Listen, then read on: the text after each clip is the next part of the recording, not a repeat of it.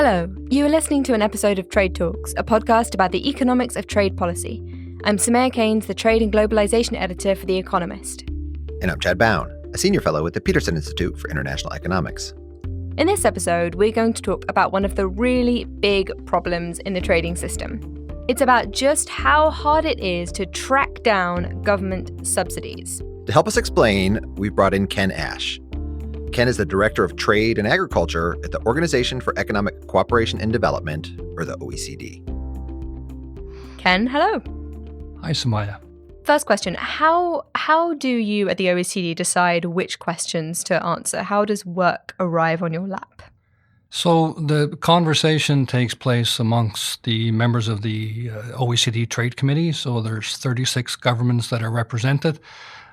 They talk to us in the Secretariat about what keeps them awake at night, what trade policy concerns they share, what they know and what they would like to know about how to resolve those trade policy concerns. And we propose to them analysis to address their questions. They agree or not, and then we undertake the work. And so what trade policy questions are keeping them up at night at the moment? There's quite a few. There's much less conversation around some of the things in the news, like tariffs, for example. Much more of an interest in understanding what governments are doing around the world to support industries in ways that can distort international markets and make the playing field not level. So competition on the basis of something other than productivity and competitiveness. This is a big issue. So I think here in the US, the way that conversation is sometimes referred to is essentially as, concerns over excess capacity. There's too much capacity for production out there, and something needs to be done. What's your immediate response to that framing of the issue? Well, if you only come at it from the angle of there's an excess capacity in the world, the first question that somebody will ask you is, well, whose capacity is excess? And I have no idea what the answer to that question is. Again, analytically, governments provide support in many, many ways to sectors of their economy. Some of that support is very positive and constructive and leads to innovation. Some of it encourages production that otherwise would not happen. So trying to distinguish those two forms of support is essentially the approach that we take. So step one is identifying all of the different forms of government support that are out there, these subsidies. How do you go about doing that in practice? So we don't know, we being analysts, we being governments, what is happening in every government, in every sector around the world. So identifying what governments currently do, it's job one. So how do you go about that? In a perfect world, we would ask governments to tell us what it is they are doing. We don't live in a perfect world, and we don't often get information of that nature from governments. Can I just jump in there? Well, because at the WTO, there are requirements to notify certain subsidies. So is it that actually certain subsidies they don't have to notify, or countries just aren't notifying all their subsidies? Both. Governments are required to notify. Those notifications are reviewed by the membership. Any gaps can be discussed. Any confusions can be clarified. The difficulty, of course, is that notifications lag by several years in some cases. Notifications are sometimes incomplete. Discussions in the review process don't always resolve those differences. So it's a well-designed system at the WTO that isn't always implemented as the architects, I think, originally intended. And so, sorry, back to what you were saying, identifying the subsidies. What are the different kinds of support that you look out for? All kinds of support. So we don't worry in the first instance whether a support contributes to a good objective, a bad objective, a good outcome, a bad outcome. We look for government involvement in a particular sector. The OECD has been measuring support to agriculture for just about 30 years. What we do is we identify actions that government take that are specific to the food and agriculture sector. We estimate the expenditures based upon government data. We also estimate the value of border protection. Now, this is a little bit complicated, so give me half a moment, okay? So governments sometimes put tariffs in place. No. Yes, they do. You may not have heard about that, but they do occasionally.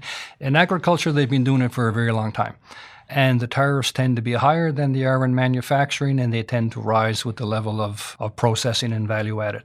But to get to the basic point, when a government imposes a restriction at the border, it keeps domestic prices higher than they are on world markets. So that price gap, the difference between what a domestic consumer pays and what that consumer would pay if she or he had access to the global markets, is a form of support that we estimate based upon the price gap and the volume that's consumed domestically. So in agriculture, more than half of the support that's provided to producers comes in the form of high consumer prices. That's a more complicated form of support than we see in some other cases. But we also measure direct subsidies to the purchase of fuel, fertilizers, pesticides. We measure the transfers that governments make to producers on the basis of income or production or acreage and so on. So there's a combination of taxpayer-funded support and consumer finance support. When engaging with this issue recently, the three sectors that I've heard most about are 1, steel, 2, aluminium, and 3, semiconductors. And the situation in steel and aluminium, I suppose people have been using this excess capacity problem to motivate the tariffs that the Trump administration ultimately imposed. And there, the feeling was that this was such an issue and nothing was working, and therefore these tariffs were a sort of measure of last resort. And then the semiconductors industry was this one where people were saying, well, we really need to solve this in steel and aluminium because the semiconductors issue is the issue of the future. If we haven't got some kind of framework for dealing with those metals, then how are we going to deal with semiconductors down the line? So you looked into this question of what was going on in the aluminium sector, of where government support was being provided. What motivated that? How did you come to start that work? So delegations to the OECD member governments were concerned that there were significant distortions in steel, as you say, but also in aluminium. And they asked us to help them identify why. So we undertook to identify, to estimate the support that governments around the world provided to a part of the aluminum value chain. We could do that by asking governments. Our experience has been that it's not always possible to get good information from all governments. So instead, we looked at the top 20 firms in the world in the aluminum business. We were able to get information from 17 of those firms through essentially their financial records over a 5-year period. We were able to identify not what governments provided, but what firms received by looking at firm-specific information. We did the research, we validated, confirmed what we identified, and we produced it in a report that we published about a year ago. Can you talk about the range of the different kinds of support that you found? Some of the types of support are specific to the nature of the industry. So a very big direct subsidy related to the cost of energy, which is a significant input into aluminum smelting. That was large. The other big category of support related to below market financing. So some governments provided either guarantees or below market credit for investment in aluminum capacity. Some governments provide support to industry regardless of the home of a particular firm. Other governments provide support to their own domestic nationals. So we were able to paint I think a fairly clear story of support across a large number of countries, but to just 17 firms. But these are big firms. These are firms that represent a significant part of global aluminum output. Are you able to be any more specific about any patterns that there were? I think a lot of people coming at this question would assume that basically it was China, China, China. Is that what you found? Oh, it's more complicated than that. Many governments provide support. So let me pick on my own. I'm Canadian. The Canadian government provides low-cost hydro to smelters. Some of the Gulf countries provide low-cost energy to businesses from many countries that operate in the region. China as well provides energy subsidies and provides low-cost financing to Chinese firms operating at different stages of the aluminum value chain. How important is China then for aluminum? It's important. China in the last 15 years has gone from a relatively low position in terms of global market share to close to 50%. And it did that in at least part through various forms of subsidy, including low-cost financing. So there's no question China is a major player in terms of providing support to the aluminum value chain. Back to this issue of defining what an economic subsidy actually is, and the fact that border measures can frequently be applied that have the same effect as a direct government payment, even though they're not a direct government payment. Are there examples of that came up in the aluminum sector?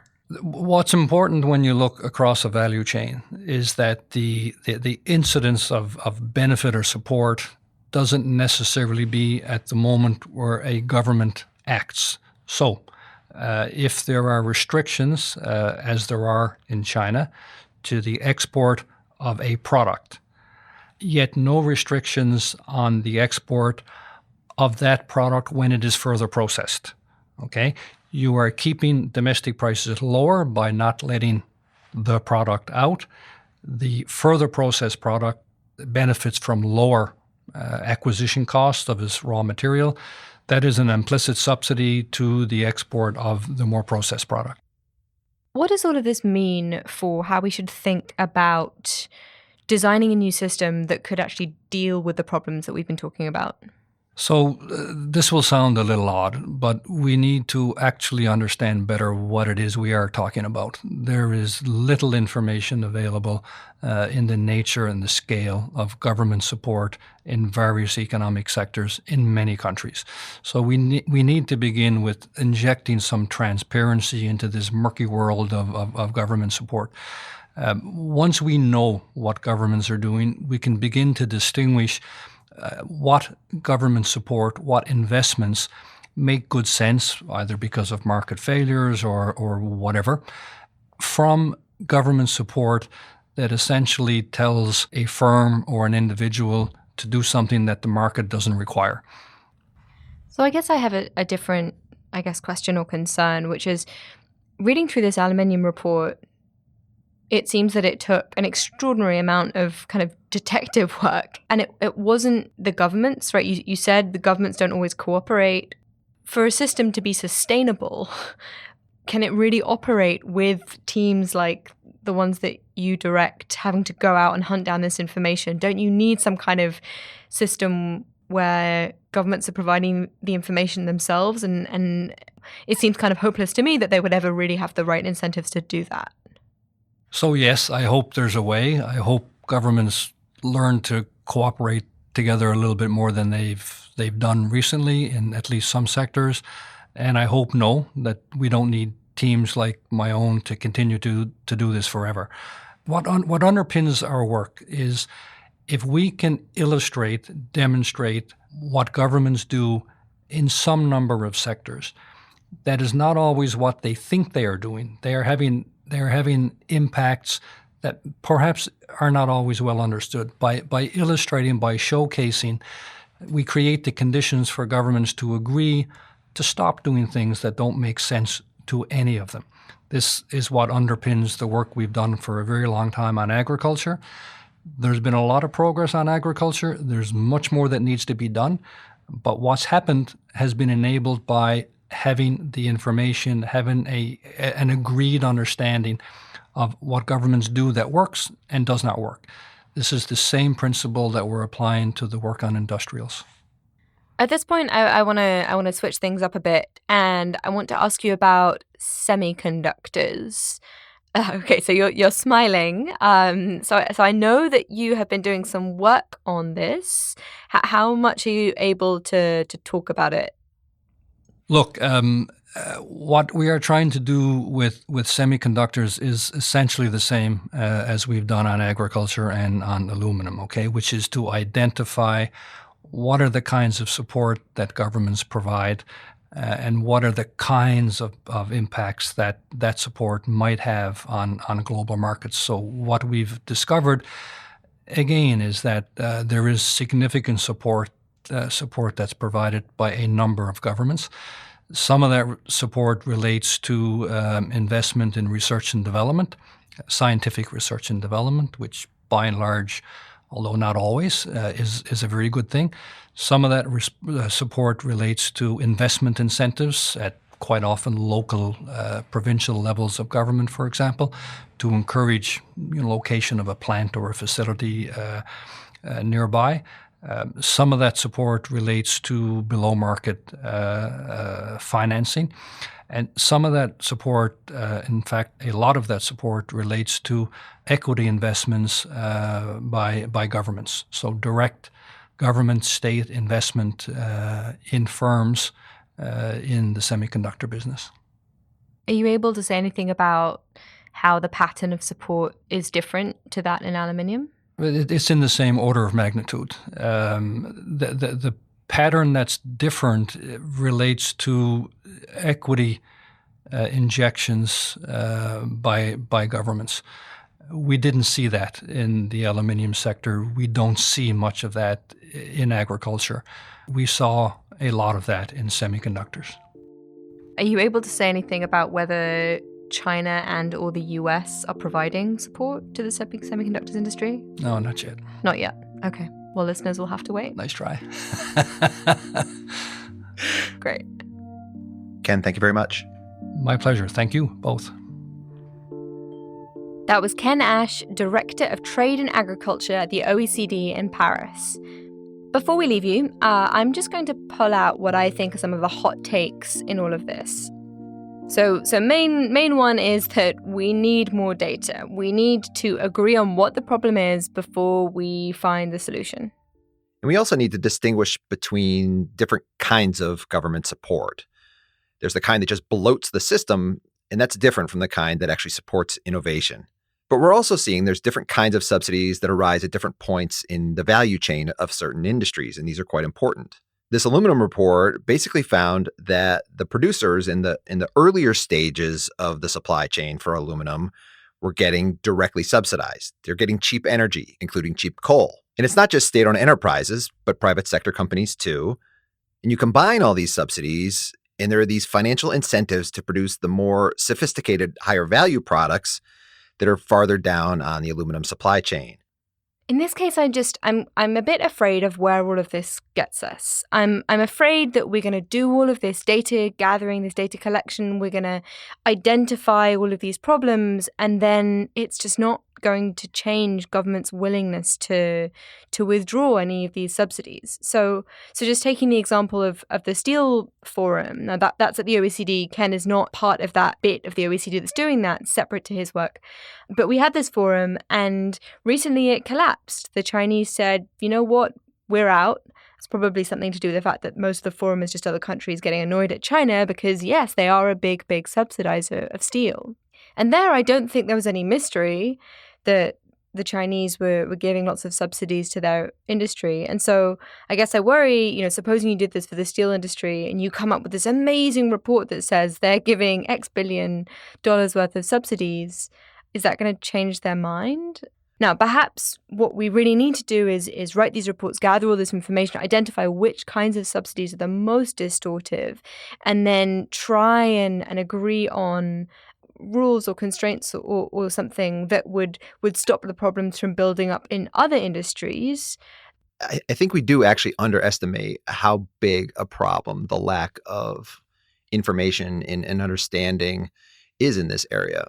there's a really big issue. We don't know how big the size of these subsidies are. I think there's an even bigger problem, which is we don't all agree on what constitutes a subsidy. I think what China might consider to be a subsidy is actually quite different right now from what the United States or the Europeans might define to be a subsidy. And until we agree on even that basic approach, defining what a subsidy is and then measuring it, I really do think there's very little hope for progress in this area. I'm just not feeling very optimistic today. Well, my optimism a little bit comes from the fact that the OECD did tackle this subsidy problem in agriculture 30, 40 years ago. At the time, we were faced with a lot of the same challenges. We had no idea where the subsidies were being given across different products, across different industries, by different countries, through what types of policies. And until we could actually figure that out, you couldn't even have a conversation about what to negotiate over. Now, granted, we haven't fixed all the problems in agriculture, and there's still lots of subsidies being given there. But the climate and what it is we're talking about is actually much better today than it was 30 or 40 years ago. And I'm hopeful that the same thing could happen in these industrial sectors as well, with more information coming to light. Yeah. Listeners, you have a go. Make me feel more hopeful. I think we should leave it there. That is all for Trade Talks. A huge thanks again to Ken Ash, the Director of Trade and Agriculture at the OECD in Paris. For more on the aluminium sector and the value chain, do check out episode number 50, that is Aluminium Made in the USA. And thanks also to Colin Warren, our audio guy. Do follow us on Twitter. I'm at Samaya Keynes. And I'm at Chad Bown. And we're on @trade__talks. That's not one but two underscores, @trade__talks. Because two reports on industrials are better than one. And of course, the 30 annual reports on agriculture, they should be helpful as well.